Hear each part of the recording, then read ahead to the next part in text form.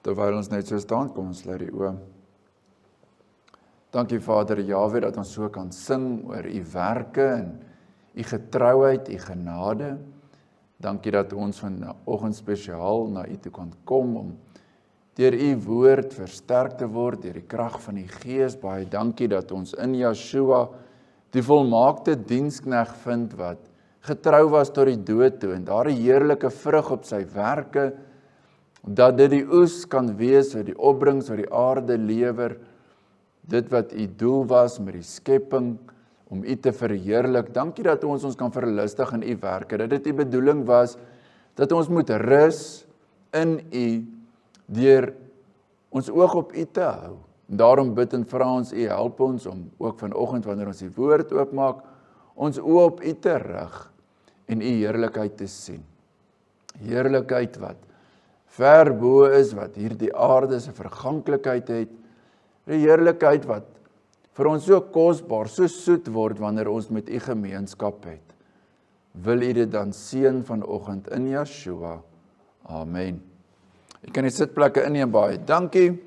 Ons is by Filippense 1, daar die eerste gedeelte oor die blymoedige dienskneg, en vanoggend blydskap en dankbaarheid in die werk van Jahwe.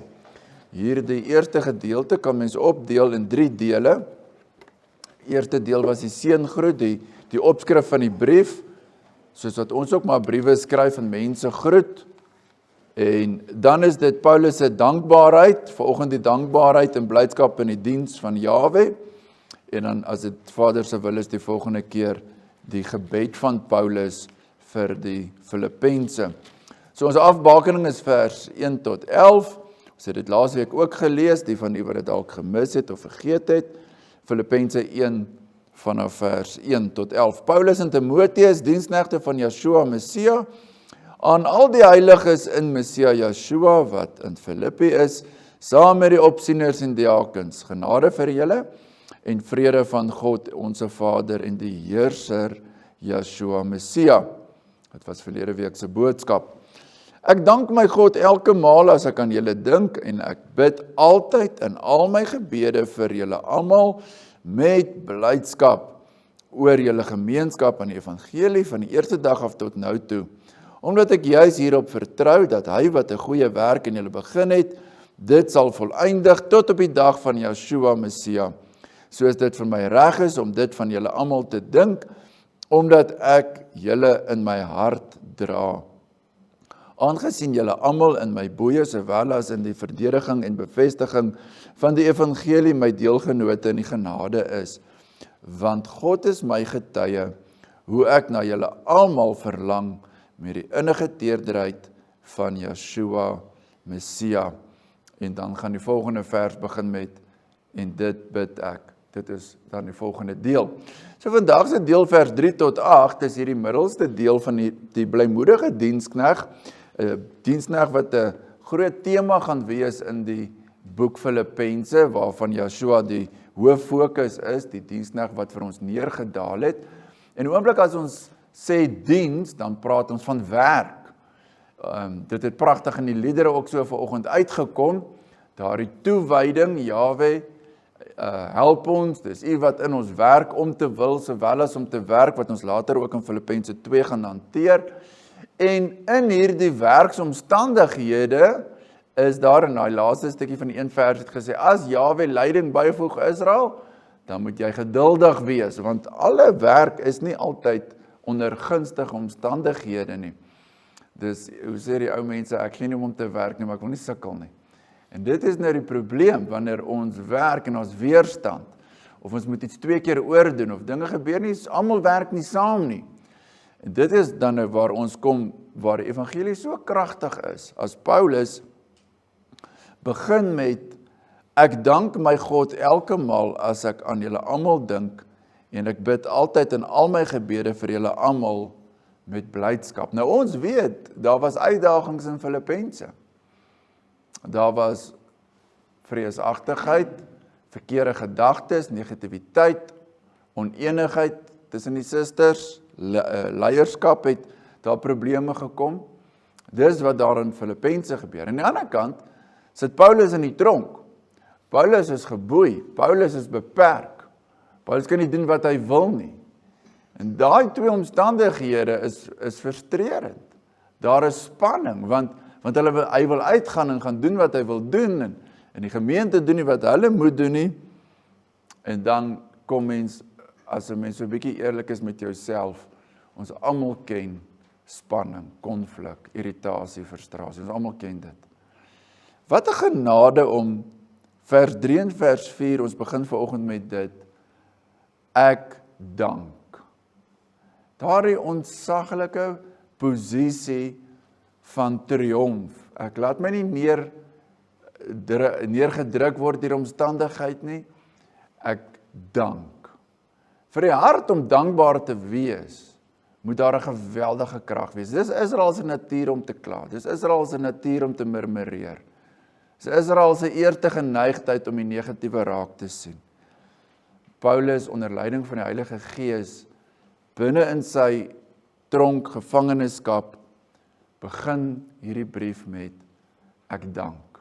Dis 'n baie belangrike plek in jou lewe om elke dag, elke omstandigheid te begin. Elke opregte kind van Jahwe kan getuig.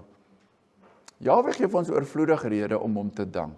Te midde van ons beproewing, te midde van geweldige frustrasies en konflikte en spanning, bly die lofoffer aan Jahwe die beginpunt van elke kind van Jahwe se lewe. Jou lofoffer. Ek dank my God. En dit bring 'n baie positiewe, en ek sê dit nie net as 'n algemene positiewe motiveringspreek, maar dit bring regtig 'n ingesteldheid by die gemeente van Filippense. Die eerste gedagte wat Paulus met hulle begin deel is, ek dank my God en Vader. Dis nie Filippense luister mooi, julle weet dit, hy begin nie dadelik met vermaaning nie. En hierdie is opreg, hierdie is nie net 'n strategiese, taktiese manier, dis hoe die Gees van Jahwe werk. Baie keer val ons met die deur in die huis in met konflikte en met wat gaan hier aan? En in plaas daarvan om te begin, Vader Jahwe, as ek aan hierdie persoon dink, dank ek U eerstens. En dit is baie belangrik. Ons kan vir onsself sê vanoggend hoeveel mis ons dit. Ons mis dit baie. My eerste gedagte aan iemand is daai irritasie, is daai steek, is dit wat vir my pla. Nou hier het ons vanoggend 'n baie duidelike beginsel.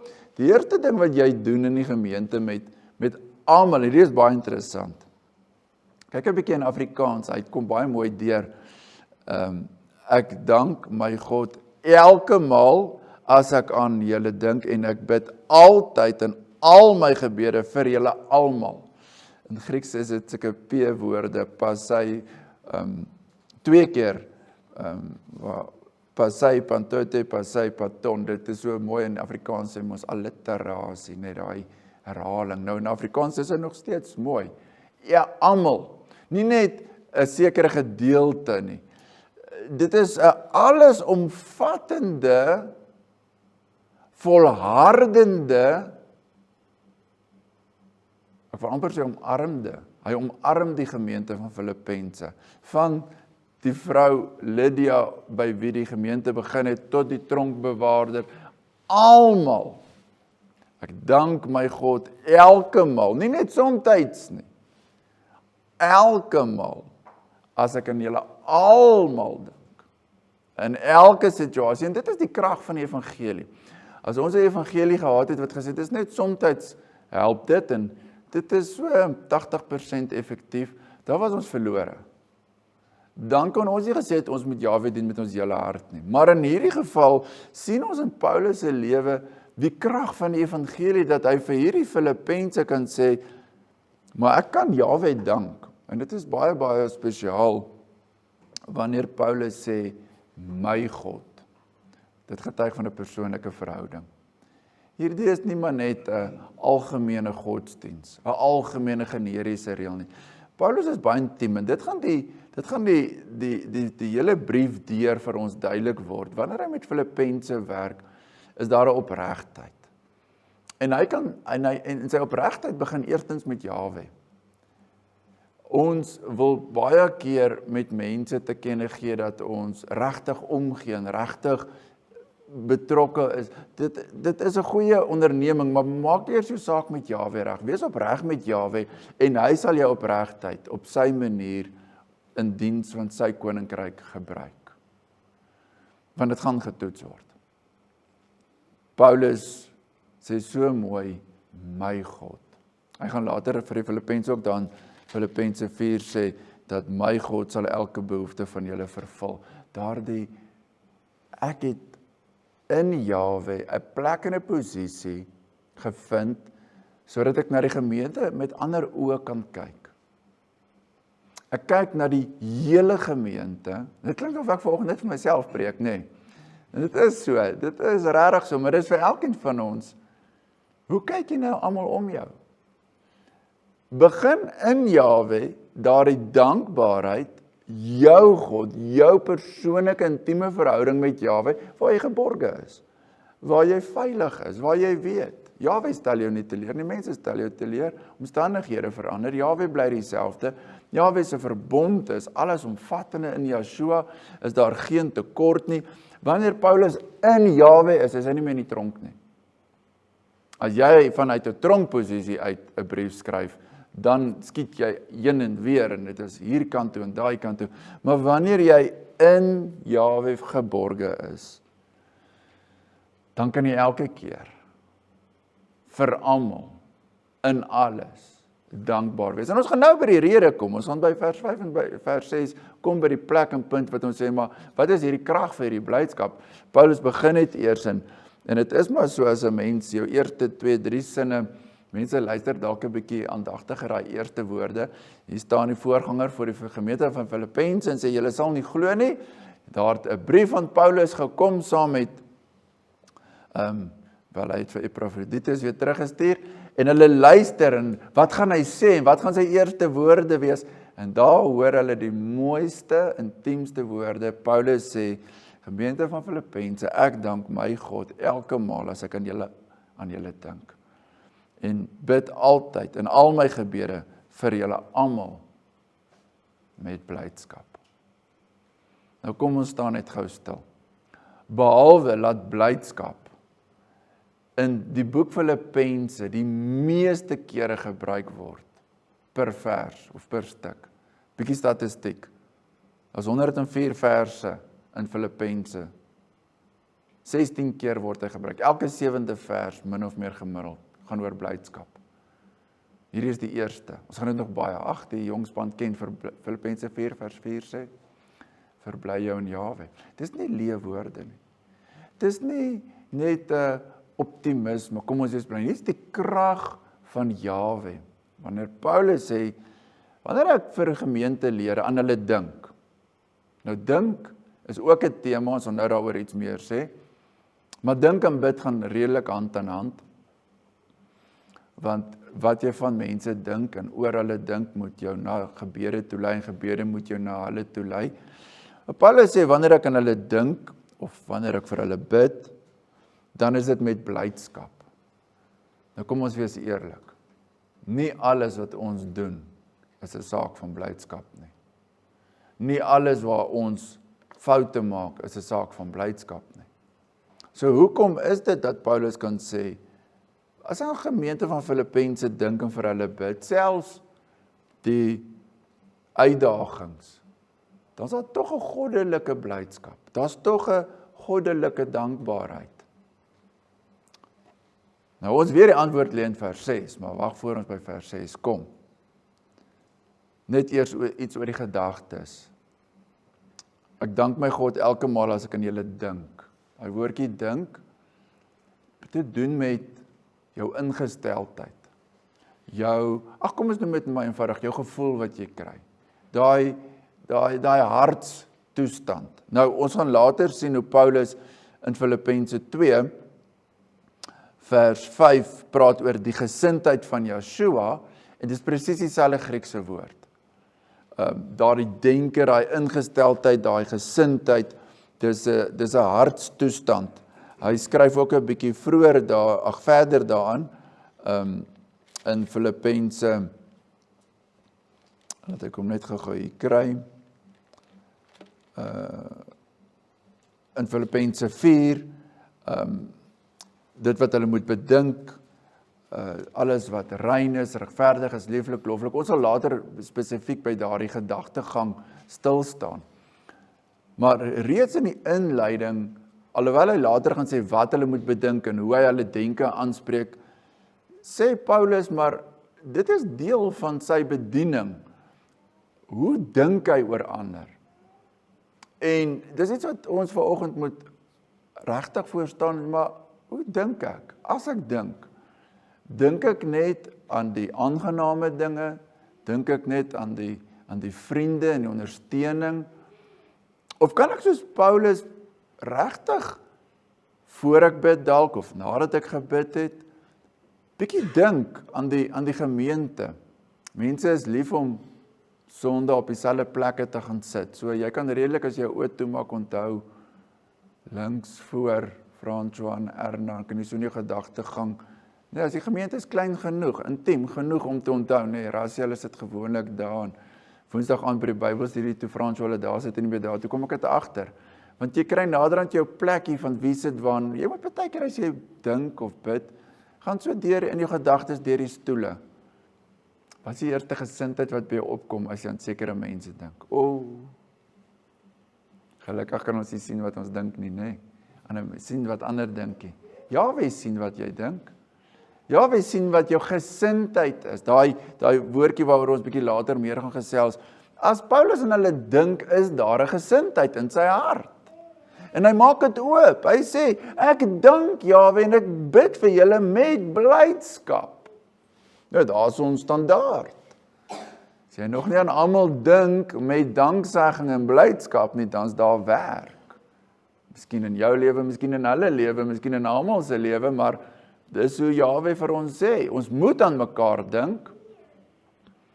En wanneer ons aan mekaar dink, is dit nie 'n tyd om slegte dinge te dink nie, maar om in lyn te kom met die krag van die evangelie. Waar Paulus sê, en ek wil dit weer herhaal, hy dink aan almal. En as jy nie almal se name ken nie, vra vir Tannie Hannetjie of iemand wat die verjaardag lys het, Lisa, daar is 'n lys van die gemeente. Gebruik dan die verjaardaglys. Dink aan almal. En dink in al jou gebede werklik waar met 'n goddelike vrees voor Jahwe. Dis nie wat ek dink van mense nie. Dis wat Jahwe wil hê ek moet van hulle dink. En hier kom ons nou by die punt. Vers 5. Wat is dit wat Paulus aanspoor om aan almal te dink met blydskap oor julle gemeenskap aan die evangelie, vers 5, van die eerste dag af tot nou toe. Nou hier is 'n baie mooi aanknopingspunt, aansluitingspunt by ons vorige reeks in 1 Johannes. Wie kan 1 Johannes 1 vers 3 onthou? Ons bly vinnig soontoe. 1 Johannes 1, klein Johannes, die reeks wat ons gehad het. Gemeenskap aan die evangelie beteken gemeenskap met die genade van Jahwe, gemeenskap met Yeshua self.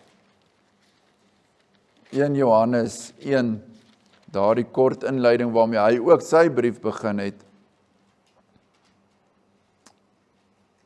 1 Johannes 1 vers 1, wat van die begin af was, wat ons gehoor het, wat ons met ons oë gesien het, wat ons aanskou het, en ons hande getas, en aangaande die woord van die lewe is geopenbaar, en ons het dit gesien, ons het getuig en verkondig aan julle die ewige lewe, wat by die Vader was, en aan ons geopenbaar is, wat ons gesien en gehoor het, verkondig ons aan julle, sodat julle ook gemeenskap met ons kan hê. En ons gemeenskap is met die Vader en met sy Seun, Yeshua, Messia, en kyk nou hoe interessant, en ons skryf hierdie ding aan julle, sodat julle blydskap volkome kan wees. Johannes skryf dit bietjie uit 'n ander oogpunt, hy sê daardie pragtige getuienis wat hulle van Yeshua het, wat hulle aanskou het, wat hulle beleef het, die woord van die lewe wat hulle oopmaak, het 'n doel. Die doel is dat elkeen van Jahwe se kinders wat Yeshua leer ken in genade en waarheid, dat dit ons eerstens met hom verbind en dan aan mekaar. Gemeene deler, gemeenskap, iets wat ons deel, koinonia, huishouding. Dis baie meer as net ons albei deel 'n belangstelling of 'n stokperdjie. Dis baie dieper. Dis eenwording met hom, eenwording met mekaar.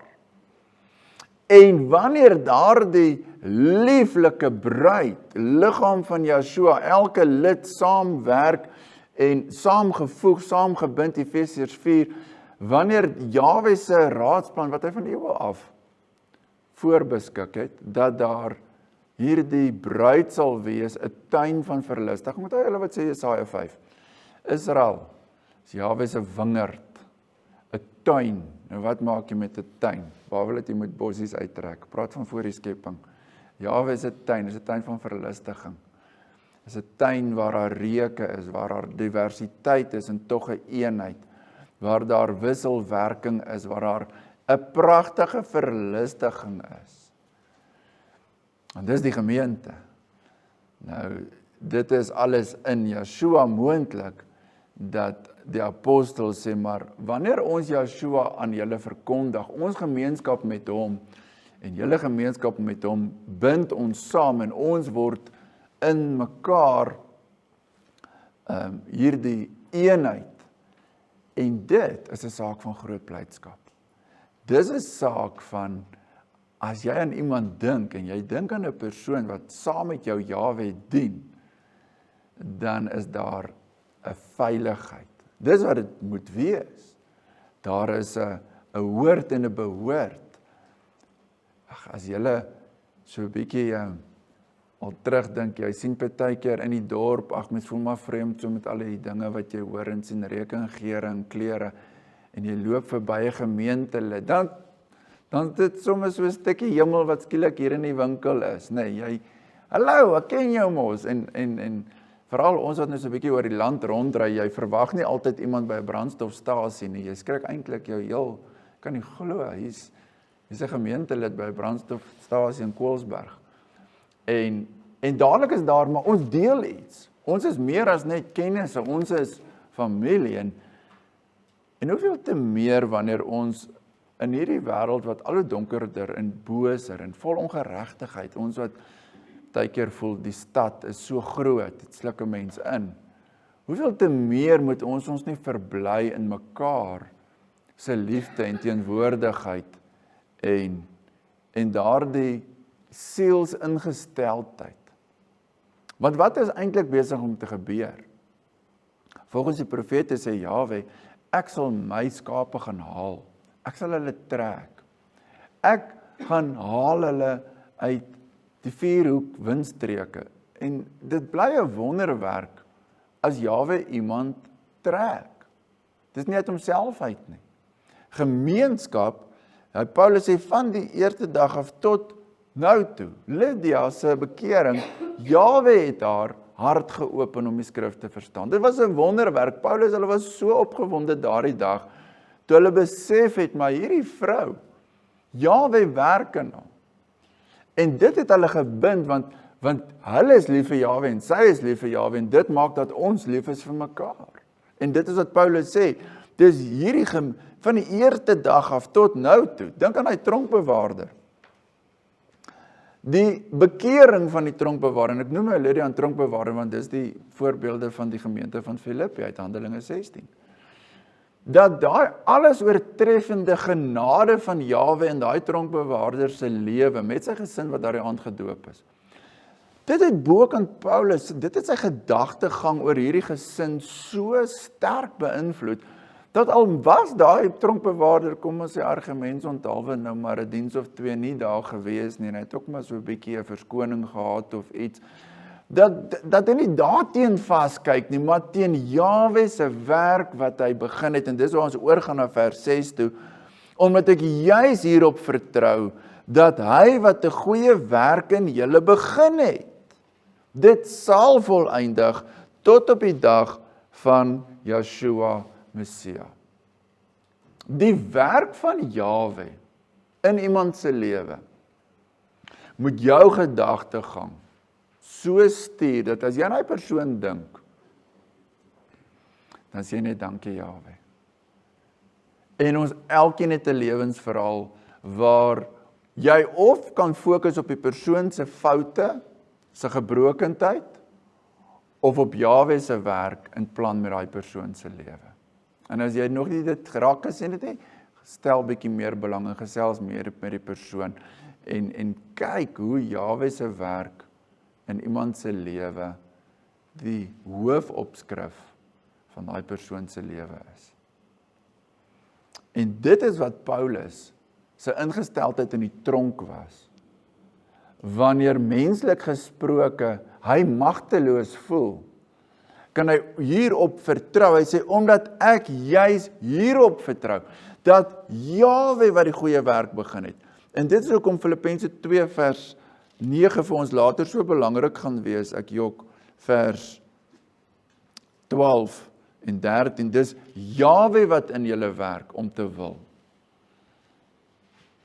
As ons baie keer voel, maar ons kan nie mense heeltemal beïnvloed soos ons wil nie, dan raak ons so 'n bietjie onrustig, maar die oomblik as jy hierop vertrou, dat Jahwe wat die goeie werk begin het, sal dit in daai persoon se lewe voltooi. Hy sal met hom werk. Jahwe ken daardie hart, Jahwe ken sy omstandighede, ons sien alle beproewinge, alles werk ten goeie mee. En dan kom daar by ons 'n anderste ingesteldheid, as ons terug kan keer na vers 3 en 4, ek dank my God altyd, as ek aan julle almal dink in al my gebede. Ek wil nou nie persoonlik raak nie, maar dit is 'n persoonlike brief. Maar as ek na julle gesigte so kyk, van hier voor, François tot agter, Teresa, Dion, dan kan ons sê, dankie Jahwe vir sy werk in julle lewe. En dit moet jou, as jy aan die persoon dink, moet jy, voordat jy na die persoon se foute kyk, onthou, Jahwe werk. Die gemeenskap aan die evangelie bind ons, en daardie verpligting lê op elkeen van julle, op my, om op Jahwe te vertrou, dat hy wat die goeie werk begin het, dit sal voltooi. Dit beteken ons kan elkeen vir mekaar sê, wees passief en maak wat jy wil. Dit is glad nie wat hier staan nie. Die omstandigheid is net van so aard, dat Paulus sê, al is hy in die tronk, hy weet, Jahwe sal met hierdie gemeente sy werk voltooi. Hy sal dit voltooi. Dis 'n versigtiging van die psalmdigter, Jahwe sal dit vir my voleindig. Kom ons lees daar die Psalm 138. Psalm 138. Daar's baie dae wat 'n mens kragtig in Jahwe voel. Jy voel, jy versit berge, jou geloof is sterk, jy doen goed, en dan is daar dae soos wat oom Hendrik geopen het in 2 Korintiërs 12, wat jy swak voel. Wat daar vir jou 'n situasie is wat vir jou so nederig maak. En dan, wie gaan dan die werk voltooi? Psalm 38 vers 8. Ag, kan ek maar vers 7 net ook lees, as ek te midde van benoudheid wandel, behou U my in die lewe. U steek U hand uit teen die torens van my vyande, en die regterhand verlos my. Jahwe sal dit vir my voleindig. U goedertierenheid, Jahwe, is tot in ewigheid. Laat nie vaar die werke van U hande nie. Die goedertierenheid van Jahwe is sy verbondsliefde. Die goedertierenheid van Jahwe is ons waarborg in Yeshua. Die goeie werk wat hy begin het, sal hy voltooi. Kom ons verlustig ons in 'n oomblik. Wanneer het Jahwe sy werke begin? Die psalmdigter sê, van ewigheid af is U werke. Wat 'n genade dat ons kan sê, dit wat Jahwe besluit het voor die grondlegging van die wêreld, sal hy voltooi. En daar lê vir die volk van Jahwe 'n ewige rus voor, sê Hebreërs 4. En daardie rus is omdat Jahwe se werke voltooi is. En ons sien in Yeshua, in die volleinding van die tyd, wanneer hy kom en aan die vloekhout sê, Tetelestai, dit is volbring. Jahwe se verlossing, versoening. En die Heilige Gees wat Jahwe se werk in ons lewe, in jou klein bestaan op aarde, werk. Ons sit maar met 'n uitdaging dat ons aardse werk, ons aardse brood en botter, voel vir ons dit is die allesomvattende werk. Nee, Jahwe se werk in jou lewe is die werk. En Jahwe se werk in jou huweliksmaat se lewe, en Jahwe se werk in jou kinders se lewe, en Jahwe se werk in jou ouers se lewe, bly daardie voorwerp wat jy moet sê, ek vertrou op Jahwe dat hy sy werk sal voltooi. Dis iets wat ek baie mee gekonfronteer word. Vrydag was ons weer by 'n begrafnis. En elke keer dan besef jy maar, maak nie saak of ek hierdie persoon goed geken het of nie goed geken het nie. Die beginsel is, Jahwe gee bepaal die geboortedag, Jahwe bepaal die sterfdag en Jahwe werk en almal het 'n verantwoordelikheid teenoor Jahwe se werk in jou lewe. Hoe reageer jy daarop? As die evangelie na jou toe kom, as hy deur sy gees by jou hart se deur klop, hoe reageer ons op Jahwe se werke? Hoe vertrou ons daarop? Dis hoekom Filippense 1 vers 6 ook vir ons die inleiding gee vir die troos later as ons praat oor die dood, want Paulus wag vir sy verhoor. Hy is die een wat nie net vertrou dat Jahwe die goeie werk wat in ander se lewe begin het sal voltooi. Hy moet dit vir homself eers glo. Dit beginsel, jy kan nie glo dat Jahwe sal in my kinders werk, maar jy glo nie dat Jahwe met jou werk nie. Jahwe werk met jou ook, deur jou kinders, of deur die persoon vir wie jy hoop Jahwe nou tog uiteindelik sal begin werk mee. Maar hy werk al lankal met daai persoon, want hy werk met jou. En so is Jahwe se werke vir ons te groot om te bedink, want ons moet die beginsel onthou. En selfs so by 'n begrafnis kan mens die beginsel altyd bevestig.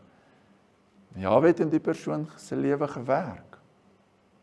Jahwe werk in ons lewens. Wat 'n genade. Jesaja het hierdie loflied dat Jahwe werk en niemand kan keer nie. Dis 'n beginsel. En hoe meer mens daaroor praat, hoe meer kry mens daardie dapperheid, daardie hart wat soos wat die lied wat ons gesing het wat op 1 Korintiërs 15 die opstandingshoofstuk gebaseer is. Daarom my broeders, wees standvastig, onbeweeglik, altyd oorvloedig in die werk van Jahwe. Hoor net, omdat Jahwe werk, sê Filippense, daarom moet julle julle eie heil uitwerk. Daarom kan ons werk. Omdat Jahwe werk, gee dit vir ons die toerusting, die bemagtiging, die hoop, die opwekking gaan werk. Steek jou hand uit. Doen wat jou hand vind om te doen. Want Jahwe is getrou wat dit in ons werk.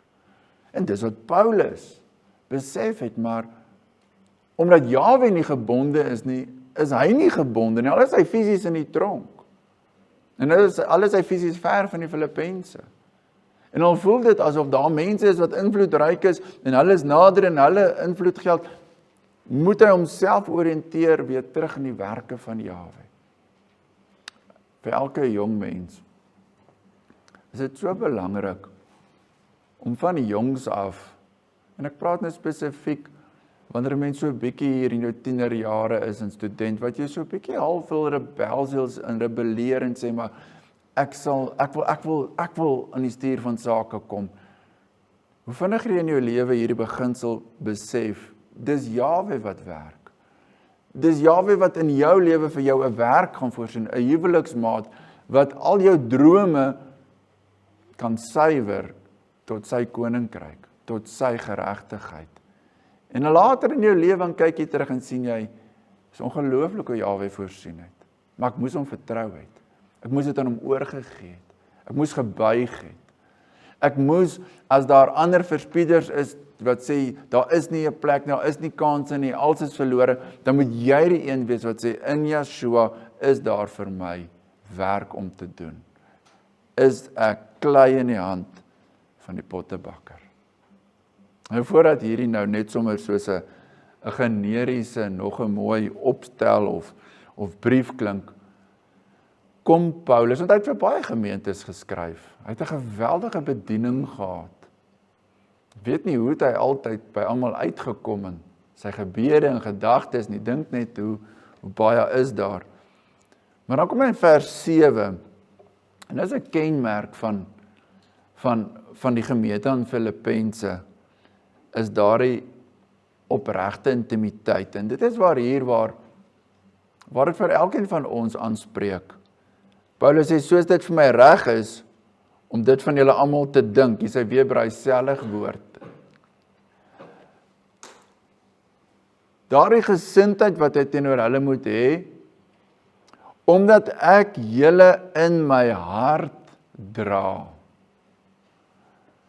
En nou vra ons vir mekaar, waar is die gemeente op ons prioriteitslys?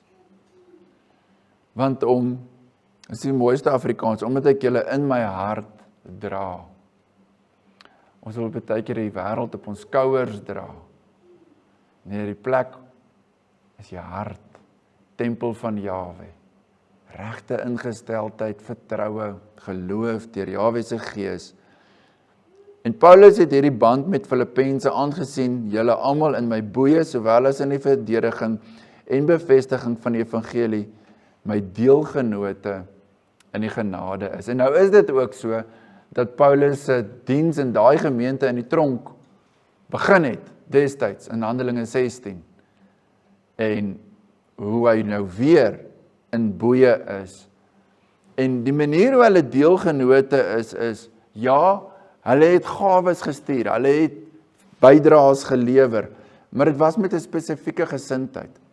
Paulus skryf dit vir Korintiërs, hy skryf vir 'n klomp, dat die gemeentes van Macedonië het oortreflik bo hulle vermoë meer gegee as almal. Dit het getuig van 'n deel wat hulle gehad het. Hulle het 'n belange gedeel. En dit spesifiek oor ons vers wat ons in vers 5 gehad het, gemeenskap in die evangelie. Hierdie, om hulle te dra op hulle hart, lei dan tot vers 8, waar Paulus iets kan sê wat die hoogste autoriteit, oopheid tentoonstel, want God is my getuie. Hoe ek na julle almal, let op die almal, verlang met die innige tederheid van Yeshua Messia. En hier is die fokus, hoe kan ons regtig kom op 'n plek waar ons na almal verlang? Met almal deel in die gemeenskap van die evangelie, deur die teerderheid van Yeshua Messia. Dis die mooiste Afrikaans wat hier vir ons geskryf is, die innige teerderheid van Yeshua Messia. Ons lees in die evangelies, Yeshua staan daar by die veld en per geleentheid sê hy vir die disippels dat die Israel is verstrooi, soos skape sonder 'n herder. En die woord sê, hy het hulle innig jammer gekry. Hy het hulle innig, hy is die almagtige. Hy kan in een oomblik so 30,000 herders opwek wat die grootste kerke bou en soos wat ons mos nog maar probleme wil oplos. En hy doen nie. Hy kry as oudste broer sy mede-volksgenote innig jammer, soos 'n Moses wat daar staan en op Egipte se paleise en sien hoe sy broers verdruk word. En dan gebeur ietsie binnekant wat ons weet vir Moses 'n groot ding laat doen het. Hy het sy rug gekeer op Egipte. Hy wou nie Farao se kind genoem word nie. Hy het sy broer gaan red en Egiptenaar doodgeslaan en sy eie lewe in gevaar gestel, sy eie toekoms, sy prinskap, sy hele erfporsie as die opvolgende Farao het alles weggegee en hy het in die woestyn gaan bly. Vlug. Dis wat 'n diep hartoortuiging doen. En Yeshua, wanneer hy sy volk innig jammer kry, dan sterf hy vir hulle aan die vloekhout. Die vraag is net, het ons daai innigheid? Ons weet dat die wêreld se massa media en die massa flitse maak ons onsensitief. Daar's nie tyd om jammer te kry nie. Daar's nie tyd om saam met iemand te huil nie. Jy probeer net sy probleem oplos, stuur vir hom iets, kom, die wedloop gaan aan, ons moet hardloop. Daar's nie meer tyd vir hy innigheid nie. En dit is so, hoe meer ons op ons fone en flitse kyk en goed, hoe minder word ons sensitief. Daar's tyd nodig om mens te word. Jy as mens is bedoel om sensitief te wees. Jy as mens is bedoel om met jou huweliksmaat innig te wees, met jou kinders, met jou ouers. Daar moet 'n innigheid wees as jy by ou mense kom. Ag, selfs jou diere.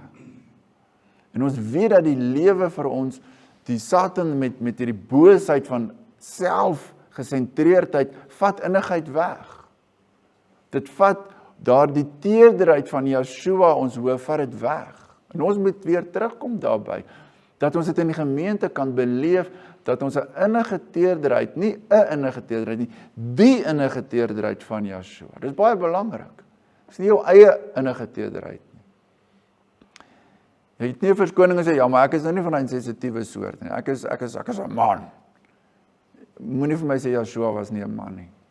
Hy is die God van hemel en aarde. En hy het innige teerderheid gehad.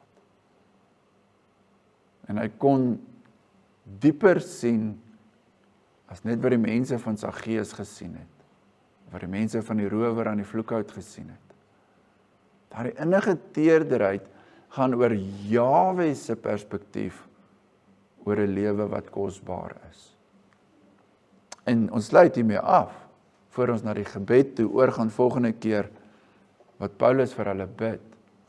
En ons het soveel uit die spieël van Jahwe se woord wat ons kan kyk en sê, maar waar staan ek ten opsigte van vers 3 en 4? Bid ek vir almal.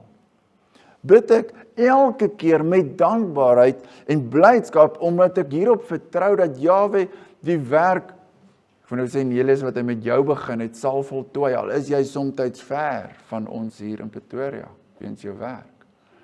Bid ek met vertroue dat Jahwe wat die goeie werk, die evangelie werk, die wedergeboorte begin het, dat hy dit sal voltooi tot op die verheerliking, want dit is belangrik. Wat is die begin van iemand van Jahwe se werk? Is die geboorte, is die wedergeboorte. Wat is die einde? Wanneer die persoon rein en heilig voor Yeshua, in Yeshua staan, voor die 3-maal heilige God, sonder gebrek, sonder vlek. Daar waar jy die persoon nie sal ken nie, waar al sy gebrokendheid weggeneem is. Dis wat ons vir mekaar in die oog het. Vers 7, omdat ek julle in my hart dra ons mekaar werklik op die hart, en kan ons Jahwe as getuie inroep in vers 8, God is my getuie, hoe ek na julle almal verlang, met die innige teerderheid van Yeshua Messia. 'n Mens moet jouself dissiplineer, daar is 'n tipe verlang, veral vir die jong mense wat jou siek maak. Ek is siek van verlange.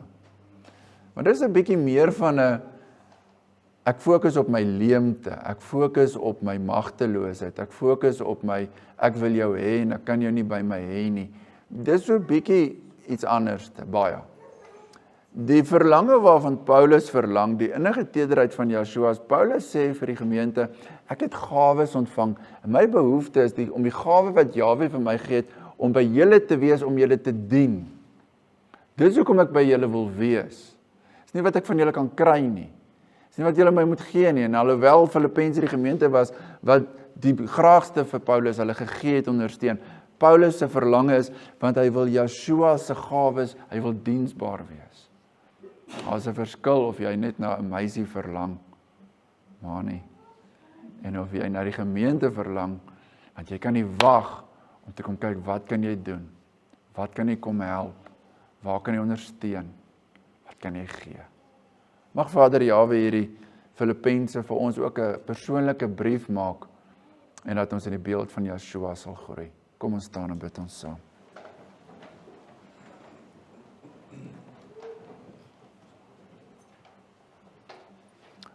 Ons almagtige Vader Jahwe, baie dankie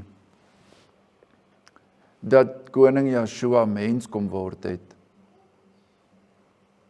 En dat in sy mens wees dat daar vir ons so baie hoop is om in sy beeld verander te word.